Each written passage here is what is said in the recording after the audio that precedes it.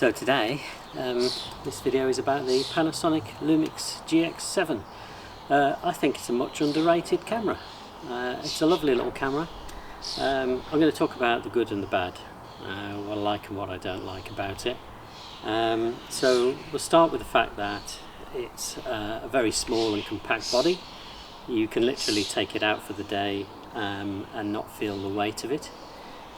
Depending on what lenses you take, if you take a very small lens, it's even you can even fit it into a pocket. So that's a real plus if you're traveling and you don't want to carry a lot of kit with you. The camera itself has a lot of creative modes, a lot of creative filters, and they're complemented by a really well-spec'd set of creative filters and scene modes. So there's a plethora of scene modes to choose from, and a host of creative filters. Some really good black and white filters as well. So for people who are just starting out with black and white photography, I think it's a great choice. The grip itself is really nice. It's not too thin or narrow. It has a good feel. It's got the rubber sort of kind of material on the grip, so it's easy to hold in the hand. Feels very comfortable. One of the features that sets it apart, I think, is the viewfinder, because you can actually raise the viewfinder up. It's also got a diopter adjustment on the viewfinder itself, and it has a touch screen, so touch focus and controls that were sometimes maybe buried in the menus, you can actually find on the screen just by a simple touch or two. It gives you really quick access to those features, so that's always a plus. In my book, that's always a plus. And the screen has the ability to tilt, so that you can hold it up high or hold it down low and still see the screen.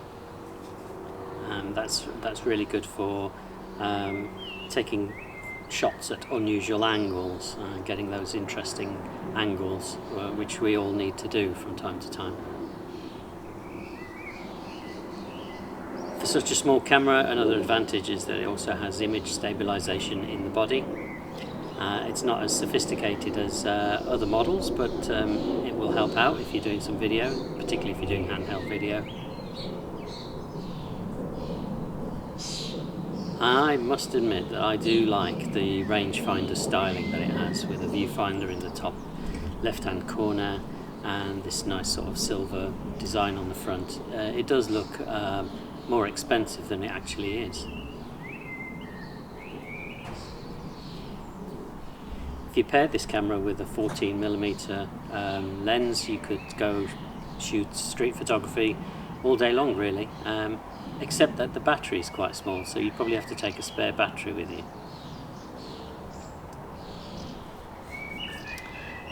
One last thing to just mention is that it also has a pop-up flash, and it's of the type where you could actually bounce it off the ceiling if you needed to. It doesn't go left or right, but if you're in a situation where you need a flash, you've always got something there that will give you something to get you out of a hole. I'm not saying it's the best flash in the world, but it's there and it works.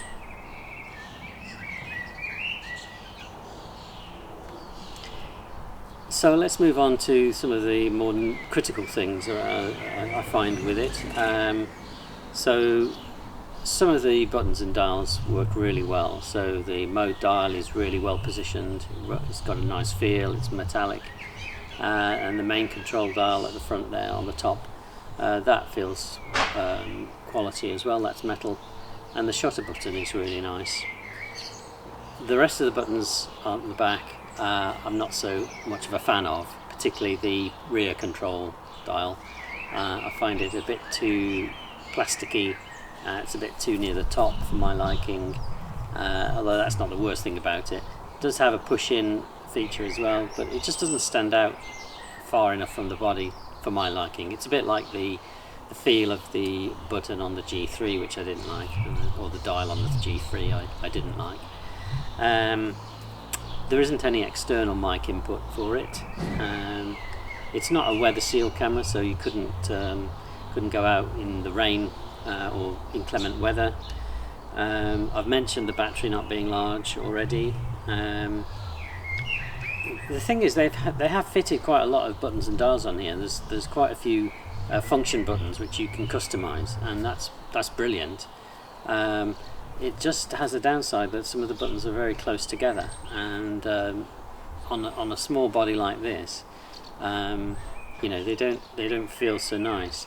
For example, the video record button is right at the top, very close to the front control dial, and it's recessed as well, so that makes it very tricky to push in.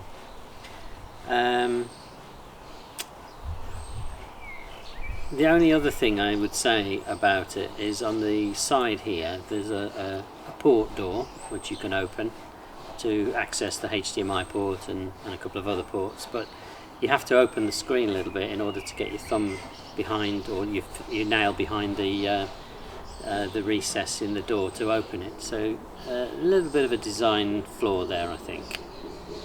But apart from that, I've enjoyed using the camera, and I would have probably sold it if I'm honest, probably for a more highly spec'd model. However, I had an issue. Well, there was an issue with a bit of a crack in the plastic surround of the screen. So maybe one of the other things that could be a downside is that the screen surround itself is plastic.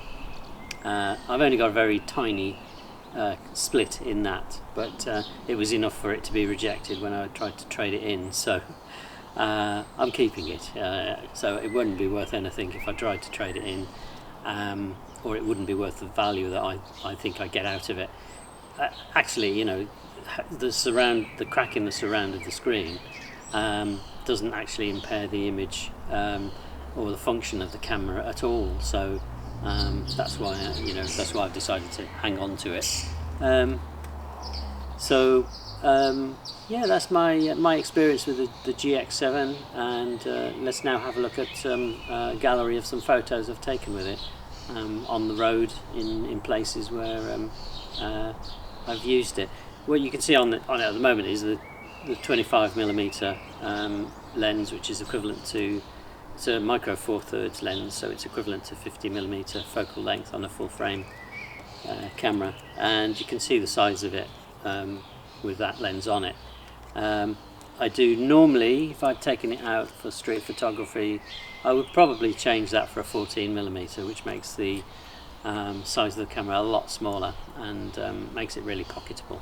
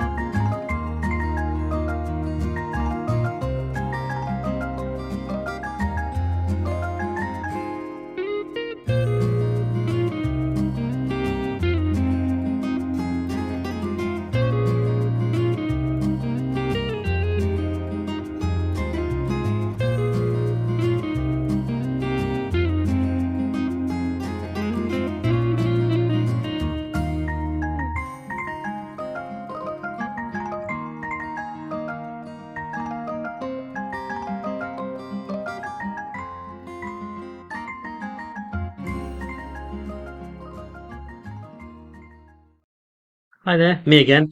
I just want to finish this video by saying Thanks for watching, and if you've enjoyed it, please give it a like and subscribe to the channel, and then you won't miss any more videos in the future. There is something else you can do as well. You can go and have a look at a newsletter. I'm going to publish a monthly newsletter rounding up all of the videos that I published in that month. So there'll be links and descriptions to each of the videos in the newsletter, and there'll also be some news that I've picked out from the world of photography that month. So please don't forget to subscribe to that as well. I'll put the link in the description of this video. It just remains to say thanks for watching and see you in the next video.